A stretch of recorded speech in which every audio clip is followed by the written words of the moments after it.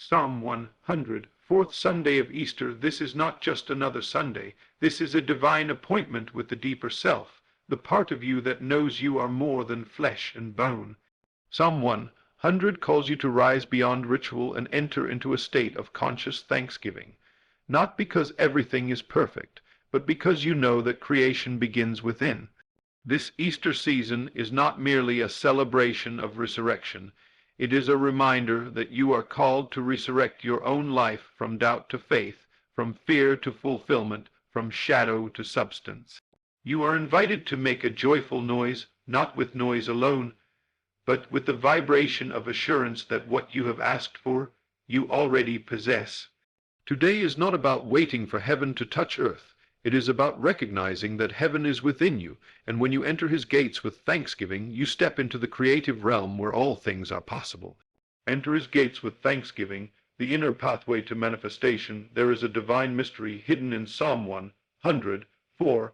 Enter his gates with thanksgiving and his courts with praise. Give thanks to him and praise his name.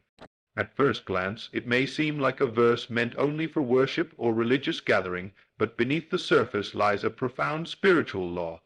These gates are not literal.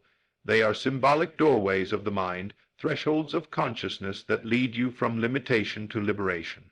Thanksgiving is not just a polite reaction to blessing. It is a spiritual technology. It is the vibration that aligns you with the reality you wish to create. To give thanks before receiving is to confess in faith that you already have it. This is the secret power of assuming the feeling of the wish fulfilled. When you feel thankful for something you do not yet see, you activate the creative law that brings the unseen into sight. The gate to the courts of praise is not at the temple. It is within your own being. You enter it the moment you feel it is done. The one who lives in perpetual gratitude is already walking in answered prayers. It is not the material proof that makes one give thanks. It is the internal knowing. This is the kind of thanksgiving that shapes worlds, that heals bodies, restores relationships, opens financial flow, and reorders circumstances. You were never meant to beg at the gates. You were designed to walk through them as a child of divine authority, clothed in the energy of gratitude. When your inner speech changes, when your emotional posture becomes one of unwavering appreciation, you shift your reality. Life no longer happens to you. It responds to you. You do not try to make things happen. You recognize that by entering this sacred space within, things must unfold according to your inner assumption. In this holy vibration of thanksgiving, you surrender not to defeat but to trust. You trust that the unseen hand of God is orchestrating every detail in your favor. You walk into that courtroom of praise not as a victim pleading for justice, but as a creator testifying that your vision is already manifest. Praise, then, is not just loud words. It is quiet power. It is the deep recognition that you and God are one, that the I am within you is the author and finisher of every desire. This state is not reserved for Sunday mornings. It is meant to be your permanent address. Every time you thank God before the healing, before the breakthrough, before the opportunity, you are entering his gates. You are stepping out of the realm of doubt and into the realm of creation. You are saying it is finished, and not as a hope, but as a knowing. Thanksgiving is the vibration that tells the universe you're ready. Not desperate, not waiting, not worry, ready. You are ready to receive, to live, to expand, to reflect the divine image within you. And the gates open, not because someone allowed you in, but because you remembered who you are. You were never outside the temple. You simply forgot how to enter. The gate was never locked. You were holding the key the whole time. And the key was always gratitude. That's why complaining keeps you out and praise draws you in. That's why fear keeps you stuck and faith sets you free. That's why your inner world must be rich before your outer world ever changes. And that richness begins with the attitude of thanksgiving. Not as performance, but as alignment. The moment you say thank you in faith before anything has changed, you've already shifted realms. You've stepped from the external to the eternal, from hoping to knowing, from wishing to walking in it. The gate you walk through is the gate you created, through your belief, your awareness, your decision to agree with divine truth rather than external circumstance. You were never asked to figure it all out, only to give thanks as if it's already done. And in doing so, you align yourself with the source who finishes what he starts. You don't need to see the whole path. You just need to trust that every step you take in gratitude reveals the next. The more thankful you become, the more your world mirrors that energy. This is not a theory, it's a spiritual law. Gratitude doesn't just change how you feel, it changes what you attract. Your relationships start to heal. Your body begins to respond. Your finances begin to shift. Opportunities find you. Ideas come alive in you. Peace becomes your baseline, and people begin to wonder how it all turned around so quickly. But you'll remember that it started the day you stopped asking when and started saying thank you now. The day you no longer needed the evidence to believe, because your belief was the evidence. This is the secret realm of the gates and courts, not made by brick and stone, but carved into the fabric of your soul. And once you learn how to enter, you'll never stand outside again. You'll live there.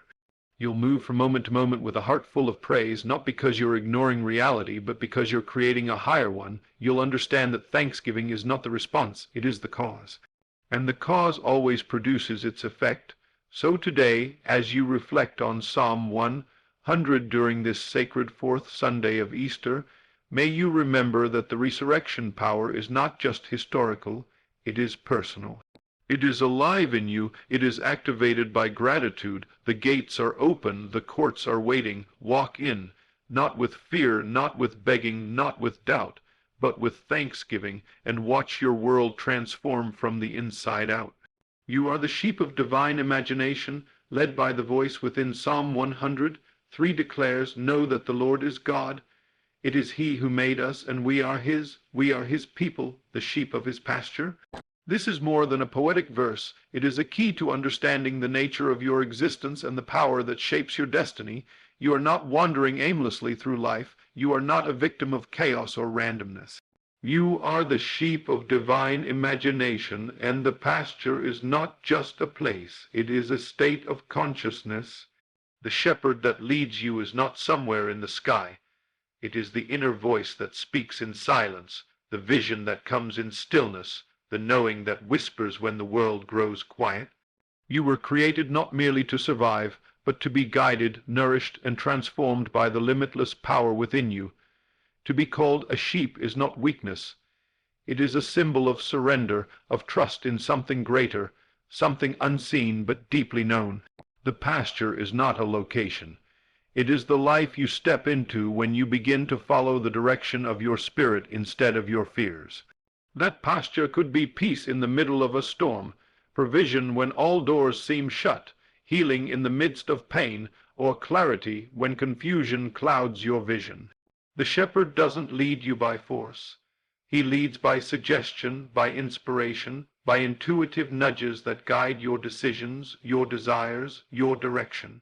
To be his people, the sheep of his pasture, is to live in alignment with the divine mind, to let your inner vision speak louder than your external conditions. It is to walk through life not blind, but led, not by the eyes of the flesh, but by the eyes of the Spirit. You were not made to be driven by circumstances. You were created to respond to inner conviction. The world may call you foolish, but the sheep do not need to see the whole field. They follow the voice. And the voice that matters most is not the noise of the world, but the vibration of truth within you. That truth is simple yet powerful. You are His. You are claimed by divinity, marked by purpose, carried by love. You are not just a creature. You are creation in motion. You are thought made flesh, idea made real, and the pasture is the manifestation of that idea when it is believed with conviction. If you feel lost, it's not because the shepherd has left you. It's because you have forgotten to listen. The pasture is always present, but you must attune your inner ears to the voice of divine guidance. It is gentle but sure. It does not shout, but it never fails. When you listen, you are led. When you believe, you are fed. When you surrender, you are protected. The sheep are not without direction. They are perfectly led when they trust the shepherd. In the spiritual realm, this shepherd is not external. It is the power of divine imagination that forms worlds with a word. You are not following blindly. You are walking by faith, and faith is seeing with the eyes of your heart. The moment you stop trying to control everything and instead lean into divine guidance, you begin to experience a life of peace, synchronicity, and fulfillment. You start recognizing that the pasture was never miles away. It was always within reach, waiting for you to enter through belief. Every time you silence the noise and trust the whisper, you step into a greener pasture. Every time you follow the feeling of what you desire, as though it were already real, you are walking behind the shepherd. This is not fantasy. It is the most sacred reality. What you assume to be true becomes true for you. That is the pasture you are being led into, not one made of grass and sky, but of health, wholeness, prosperity, clarity, and love. But to enter it, you must remember who you are, not just a human being, but a spiritual being with the ability to shape experience through awareness.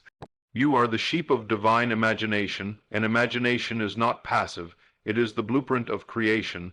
Every image you hold, every word you accept, every feeling you persist in, these are the steps that carry you deeper into the pasture of promise. To be his people is not about religion. It's about realization. Realizing that the God who made you also lives within you. That the pasture is not a reward for obedience, but a consequence of alignment. When your thoughts align with divine truth, your world changes. You begin to live from the inside out, no longer needing proof to believe, but believing until the proof appears. You realize the pasture doesn't just feed you, it frees you.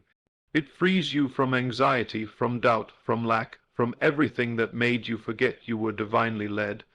The shepherd is not far away. He is your imagination in action, your intuition in motion, your desire clothed in confidence.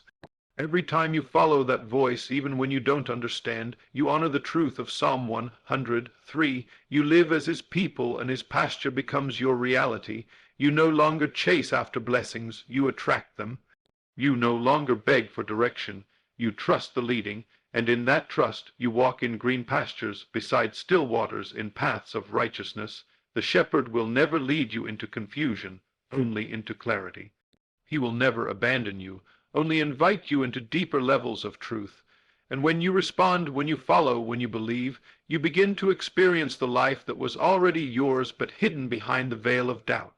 Lift that veil today, listen again, believe again. The pasture is waiting, the voice is calling, and you are not lost. You are led. You are the sheep of divine imagination, and you are being guided into everything your soul has ever desired. Walk by faith, and you'll discover that the shepherd never stopped leading you. You just needed to remember who you truly are. Make a joyful noise, declare the reality you already possess. Psalm 100. 1 opens with the command, "Make a joyful noise unto the Lord, all ye lands." This is not just a verse calling for worship. It is a divine principle that activates the creative force within you. The joyful noise isn't about volume, it's about vibration. It is the sound that rises from a heart so aligned with faith that it cannot help but declare, "It is already done." When you make a joyful noise, you are not reacting to what you see. You are proclaiming what you believe. You are shifting the atmosphere, not because of your circumstances, but in spite of them. You are not making noise to get God's attention. You are making noise because you already have it. This kind of joyful expression is rooted in conviction. It comes from the realization that you are a creator in alignment with the divine source. Every time you open your mouth to speak joyfully, you are issuing a command into the unseen realm, calling into form that which was only imagined. You are not asking for things to happen. You are announcing that they already have. That joyful noise is not a ritual. It is a signal. It tells the universe you are no longer hoping. You are knowing. You are no longer wishing. You are walking in it. You are no longer doubting. You are declaring. That declaration is the turning point. It is the shift from mental struggle to spiritual surrender, from waiting to walking, from praying to praising. Joyful noise is a weapon. It cuts through fear, it silences lies, it breaks down walls of limitation, and it builds up the spirit with each utterance. This is not a noise of desperation. It is the sound of certainty. It is not a sound of panic. It is the melody of manifestation. You do not make a joyful noise because you feel like it. You do it because you know the truth that lies beneath your feelings. You understand that faith is the substance of things hoped for, the evidence of things not seen. So when you lift your voice in joy, you are actually lifting your life. You are moving into agreement with the divine reality that already exists in spirit, and that agreement is power. The noise you make becomes the sound of alignment. It becomes the proof that your spirit is no longer bound by fear, doubt, or confusion. You are standing in assurance, you are rooted in truth, and the joyful noise is simply the overflow of that inner knowing. This noise isn't for God, it's for you. It recalibrates your thinking, it resets your focus, it shakes you out of apathy, it calls your body, mind, and emotions into order. It reminds you that you are not powerless, you are a vessel of divine energy. The joyful noise realigns your frequency. It is the sound of heaven resonating through human breath. When you speak with joy, even when things look bleak, you are aligning with the very nature of God. He is not nervous. He is not overwhelmed. He is not in lack, and neither are you. You were made in his image, and when you declare joyfully, you reflect that image. You reflect a mind that sees beyond what is to what can be. A heart that beats with divine confidence, a soul that sings even in the silence. This joyful noise is not entertainment. It is empowerment. It is the vibration of the fulfilled promise. It is the echo of the inner yes that resounds long before the outer evidence appears. So you must choose to make that noise, not because everything is perfect, but because you've already claimed the promise. And when you do, your life begins to move in rhythm with that declaration. Doors begin to open. Relationships begin to heal. Opportunities begin to chase you. Ideas begin to unfold. Favor begins to surround you, all because you lifted your voice, not in panic, not in begging, but in power. You understood that the noise of joy is the language of the Spirit. It is the sound of agreement. It is the anthem of faith. It is the call to creation, and every time you make it, you awaken something within and around you. You stir the invisible realm. You call light into darkness. You summon miracles into the mundane. This is the essence of praise, not flattery, but faith in motion. When you shout for joy, when you speak as if it is already done, when you thank God in advance, you are walking in the divine pattern. You are behaving like the Creator who said, "Let there be light," before light existed, and the moment you speak your own "let there be," you become a co-creator of your reality. You move from passive hope to active participation in the divine design. That's why Psalm 100 begins with a joyful noise, because sound is creation, sound is energy, sound is evidence, and your joyful sound creates a joyful world. It transforms your mind, it stirs your spirit. It breaks chains, it shifts atmospheres, and it silences the enemy within the voice of fear, the lie of lack, the illusion of limitation. So today, don't wait for everything to make sense. Don't wait for the healing to show up, the money to arrive, the door to open. Lift your voice now, speak the victory before you see it. Sing the praise before the battle ends, dance in the storm, laugh in the delay, rejoice in the waiting room, not because the process is easy, but because the promise is sure. Your joyful noise is a prophecy. It is a statement of identity. It is a reminder that your destiny is not defined by what surrounds you, but by what speaks from within you. This is your moment to make that noise, not as a reaction, but as a revolution. A revolution of faith, a revolution of identity, a revolution of creation. Psalm 100 doesn't invite you to whisper your dreams. It commands you to shout them, not for show, but for shift, not for hype, but for healing. Not for applause, but for alignment. So go ahead, make your joyful noise, fill the air with faith, flood your home with praise, saturate your day with sound, and know this, every time you do, you're not just making noise, you're making manifestation. Serve the Lord with gladness, the power of joyful obedience. Psalm 102 proclaims, serve the Lord with gladness, come before his presence with singing. But this service is not about mechanical obedience, nor is it about religious routine. It is the sacred act of aligning your soul with divine purpose through joy. To serve with gladness is to live with intention, not obligation. It is to give your energy to life with a heart full of expectancy, knowing that everything you do in faith is an extension of God expressing himself through you. True service is not performed out of guilt or fear. It is offered from a place of understanding that God and man are one, and the soul's work is to reflect the divine idea into visible form. This gladness isn't fake enthusiasm, it's the spiritual fuel that lifts ordinary acts into extraordinary expression. When you serve with gladness, you infuse your day with sacred energy.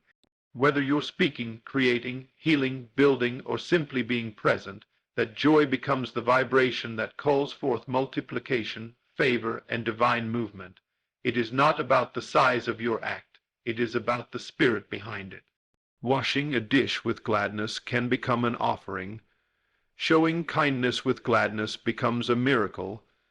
Every action, when done from the place of joy, becomes an act of creation. You serve not to gain love or approval, but because you are love expressing itself in form. The Lord you serve is not outside of you. It is the I am within you. To serve the Lord is to serve the dream he placed within your heart, to step boldly into your calling, to trust the whisper of divine imagination, to do the work that brings your soul alive. That is holy service. And when you do it with gladness, you unlock a dimension of grace that defies logic. Joy becomes the oil that keeps the lamp of purpose burning. Without gladness, even the holiest work becomes heavy. But with gladness, even the most challenging task becomes light. Why? Because joy aligns you with the truth that you are never alone. You are not pushing against life. You are flowing with it. You are not trying to make something happen. You are allowing what is already finished to unfold through you. The gladness of spirit is a sign that you trust the process, that you have laid down fear and picked up faith. You don't need to force anything, because you know that what's meant for you cannot pass you by. And so you show up, not with dread but with joy, not with worry but with worship, not with anxiety but with assurance. This is the mystery of divine service. It is not something you have to do, it's something you get to do. Every breath, every opportunity, every challenge is a chance to serve with gladness. It is a moment to reveal the divine nature within you to the world around you. And in doing so, you begin to see that gladness is not the reward, it is the key, it is the open door, it is the energy that attracts what matches it. Joyful service isn't just spiritually fulfilling, it's magnetically powerful. It draws in resources, opens connections, ignites creativity, and unlocks solutions. When you work from joy, the work works for you. Life begins to conspire in your favor. You no longer need to chase blessings. They come running toward you because your frequency is one of glad expectation. To come before his presence with singing means to lift your inner voice, your inner song, even when the world gives you every reason to be silent. Singing isn't just melody, it's mentality. It is the declaration of faith that says, all is well and it is getting better. It is the vibration of victory before the battle even begins. You sing because you already know the end of the story. You serve with gladness because you already believe the outcome is in your favor. And so your life becomes a song, your journey becomes a dance, and your labor becomes light. Even in pain, you can serve with gladness, not because the pain feels good, but because you trust that it has purpose. You serve with gladness in the storm because you know the rain grows the seed. You serve with gladness in the waiting because you know delay is not denial. You serve with gladness when others walk away because your source is never people. It is God within, and when you serve from that place, you are untouchable, you are unstoppable, you are no longer moved by outer noise because your soul has found its song. This is what it means to live as a joyful servant, not bound by duty but lifted by destiny. You understand that every step, every moment, every assignment is sacred. You do it all with a smile, not because it's easy, but because it's worth it. You've tasted the presence of divine joy, and now you can't settle for anything less. You've discovered the secret that gladness is not circumstantial, it's spiritual, it is a choice, a posture, a weapon. And when you wield it, mountains move. So as you reflect on Psalm 102, don't think of service as a burden. See it as a divine opportunity, an invitation, a calling. Serve the Lord, not with heaviness but with happiness, not with weariness but with worship, not with hesitation but with holy confidence. Serve with gladness and watch how everything around you begins to align. Watch how burdens lift, watch how doors open. Watch how strength returns. Watch how peace fills your atmosphere. You were never meant to grind your way through life.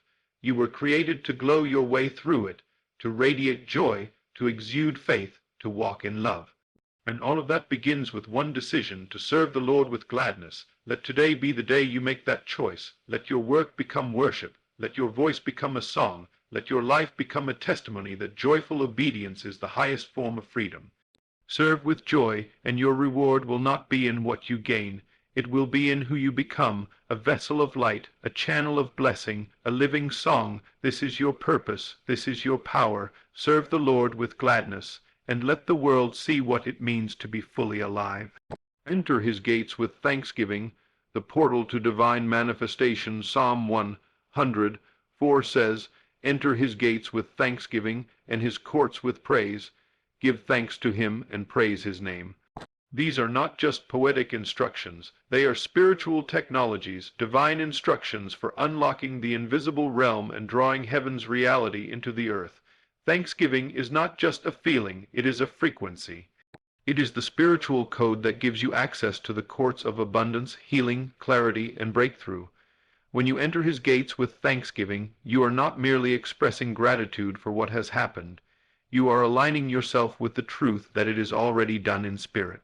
You are stepping through a portal where time bends and faith becomes sight. This kind of thanksgiving is not passive, it is prophetic. You thank God not just for what was, but for what is and what is already yours in the unseen. The gate is not outside of you, it is within. The moment you choose gratitude over grumbling, faith over fear, and praise over panic, you walk through that gate, and what lies beyond it is not fantasy, it is fulfillment. It is the manifestation of every promise you've dared to believe. When you thank God in advance, you're not lying to yourself. You are telling the deepest truth, the truth that you are not separated from your desire, but one with it. That every good thing is already prepared, and your praise is the proof that you have received it in spirit. Thanksgiving is spiritual reception. It is the language of already. When you walk in thanksgiving, you stop begging and start believing. You stop chasing and start attracting. You stop waiting and start embodying. And this is the secret the world often misses, that the court of divine manifestation opens not with desperation, but with declaration. When you thank God, you're not waiting on an outcome. You're welcoming it. You're telling the universe it is done. And that vibration, that belief, that surrender begins to reorganize everything around you. People, opportunities, resources, favor, all begin to conspire to make visible what you have claimed in the invisible. Gratitude is a magnet for miracles. It pulls in what your faith has agreed upon. It brings order to chaos. It shifts your energy. It clarifies your vision. When your heart is filled with thanks, your life becomes fertile ground for harvest. You begin to see the hand of God in everything. The delay becomes preparation, the struggle becomes strength, the rejection becomes redirection, and the silence becomes strategy. Nothing is wasted when you walk in thanks. Nothing is random. You realize that the gates are always open to the one who is grateful. And those courts, those holy places of divine power and presence, are not for the elite or the perfect. They are for the thankful. Not because God needs your praise, but because you need the transformation that comes from living in gratitude. You begin to see how thanksgiving isn't just polite, it's powerful. It's not a reaction, it's initiation. When you thank God for what hasn't shown up yet, you become a co-creator with him. You are saying, I trust the process, I know it's done, I'm already celebrating the outcome, and that celebration becomes fuel. It becomes fire in your soul. It becomes a light that guides you through uncertainty. This is what it means to live in the courts of God, not just to visit in prayer, but to dwell there in presence. Your praise is the proof that you know who you are and whose you are, that you recognize your inheritance, that you understand your power. To praise his name is to praise the I am, the name above every name, the divine consciousness within you that says, I am whole, I am healed, I am chosen, I am free. You're not just thanking a distant deity. You are honoring the presence of God within you, around you, moving through you. You are acknowledging the source of every breath, every idea, every victory, every breakthrough. And as you do, your energy shifts. You begin to rise. The weight lifts. The fog clears. The gates open wider. The courts welcome you deeper. And you discover that thanksgiving is not the end of the journey. It is the beginning. It is the doorway to higher awareness, deeper peace, and greater manifestation. It is the anchor that holds you steady when the winds of life try to pull you off course. When you live in gratitude, you don't need to know the how. You trust the who. You don't panic over the process. You praise through it, because you know that the one who promised is faithful. You know that all things are working together. You know that delay is not defeat, and so you give thanks, not with gritted teeth, but with open hands, not with obligation, but with overflow. Thanksgiving becomes your posture, praise becomes your language, and your life becomes a temple, holy, radiant, and filled with presence. This is not just about a Sunday ritual. It is about a daily reality. To wake up and say, thank you. To face uncertainty and say, thank you. To walk through disappointment and still say, thank you. Because you know that the gates you're entering are not physical. They are spiritual. They are realms of possibility. They are dimensions of divine assistance, and gratitude is your passport. Every time you feel stuck, make a list of thanks. Every time you feel fear rising, praise louder. Every time the enemy whispers doubt, respond with worship. The moment you do, you change the atmosphere. You rise above the noise. You enter into a court where miracles are the norm and grace is the currency. That's the power of Psalm 104. It's not just about praise, it's about position. When you praise, you reposition your spirit. You move from victim to victor, from confusion to clarity, from limitation to liberty. The gates are always open, but it is your thanksgiving that walks you through them. Don't wait for everything to be perfect. Praise now. Don't wait for the miracle. Thank him now. Don't wait for the evidence. Center now. Your faith will open what your sight can't see. Your gratitude will unlock what your hands can't yet hold, because praise is not noise, it's a knowing. It's a declaration that God is good, even when life feels hard. That his name is worthy, even when your emotions are weary, that your destiny is secure, even when the journey is uncertain. Enter his gates with thanksgiving. Live from that place. Let every breath become a praise.